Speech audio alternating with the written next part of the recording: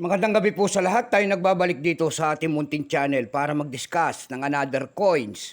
Ayan. Kung magkano na ang kanyang mga presyo sa ating mga online selling. Ayan. Isa naman tayong kolektor. Magandang gabi po sa lahat. Ayan. Ang pag-usapan natin barya ngayon ay pera po ng Pilipinas. Ayan.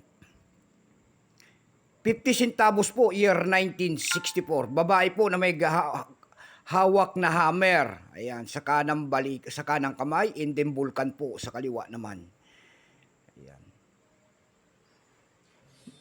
50 centavos po, year 1964. Nakapalog po ito sa English series. Ayan. Ayan. Pagkatalikod naman makikita nyo po ang imahe po ng lumang tatak po ng BSP natin. Ayan. Ayan, lumang tatak ng BSP natin. And then, Bangko Sentral ng Pilipinas. Ayan. In the Republika ng Pilipinas. Central Bank. Ayan, Central Bank of the Philippines. Ayan.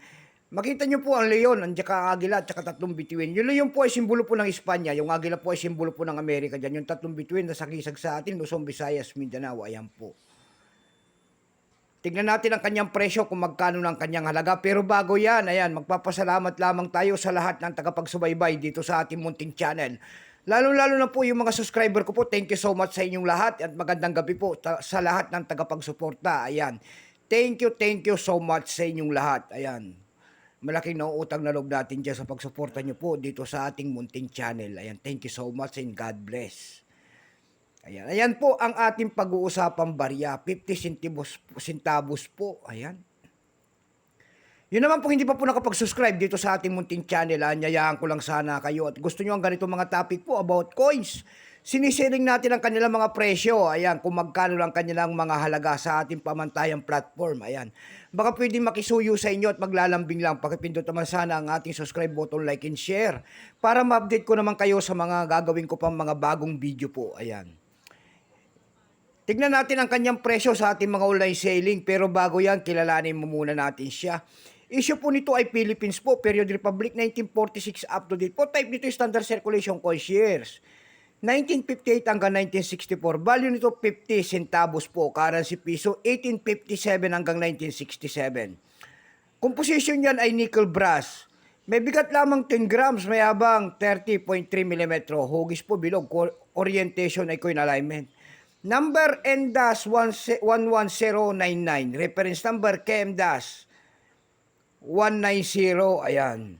Ito pong year 1964 na ito po ay Royal Mint. Minted in 1965. Ayan, kung tawagin.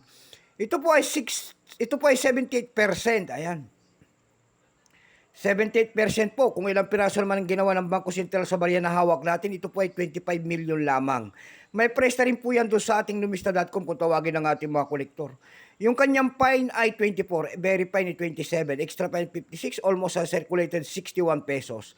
Ang circulated po nito ay nagkakalaga po na 96 pesos.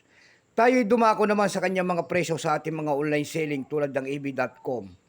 Sa eb.com po, mayroon na tayo nakita nagbebenta doon ng $9. Nasundan po yan ng $5.99.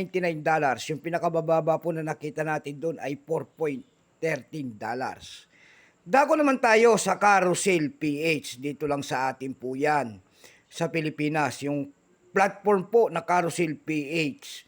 Sa Carousel PH po, mayroon na tayo nakita nagbebenta doon ng 850 pesos.